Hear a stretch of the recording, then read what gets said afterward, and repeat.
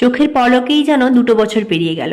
মেয়ের আজকে second birth. সকালটা শুরু হলো মায়ের প্রিয় উপাসনা দিয়ে, তারপর বাবার প্রিয় কালী ঠাকুরের কাছে একটু পুজো দিয়ে। আজকে পুরোটাই নিরামিষ।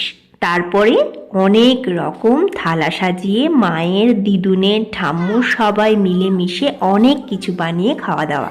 আর তারপর সন্ধেবেলা একটু কেক কাটা। যেহেতু গ্রামের বাড়িতে ছিল, তাই পাড়ার আশেপাশের যত ছোট ছোট বাচ্চা ছিল প্রত্যেকে ডাকছিল, আর সবাইকে একসঙ্গে দেখে মিঠি একটু ভাবাচাকা হয়ে গেছিল।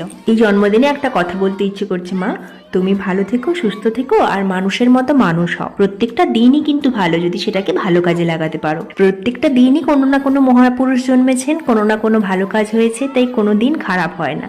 শুধু মানুষ কিভাবে ব্যবহার করছে ওই দিনটাকে তার উপরই নির্ভর করে। তাই শুধু জন্মদিন নয়, প্রত্যেকটা দিন ভালো থেকো, প্রত্যেকটা দিন ভালো কাজে লাগাও, যাতে আফসোস করতে না হয় যে এই দিনটা কিছুই হলো না। সবকিছুর ভিডিও নেওয়া হয়ে ওঠেনি। জন্মদিনে বন্ধুদের জন্য ছিল লুচি, একটা ভেজ সবজির তরকারি, ছোলার ডাল, পায়েস, কেক, মিষ্টি, অনেক কিছু। খুব চোখের পলকেই দিনগুলো কেটে যাচ্ছে, তো তাই টুকরো টুকরো একটু স্মৃতি নিয়ে সঙ্গে আমার একটু বকবকানি দিয়ে রেখে দিলাম আমার ইউটিউবে। প্রত্যেকে নিজে নিজে ভালো থেকো আর চারপাশটাকে ভালো রেখো। আজকে টাটা।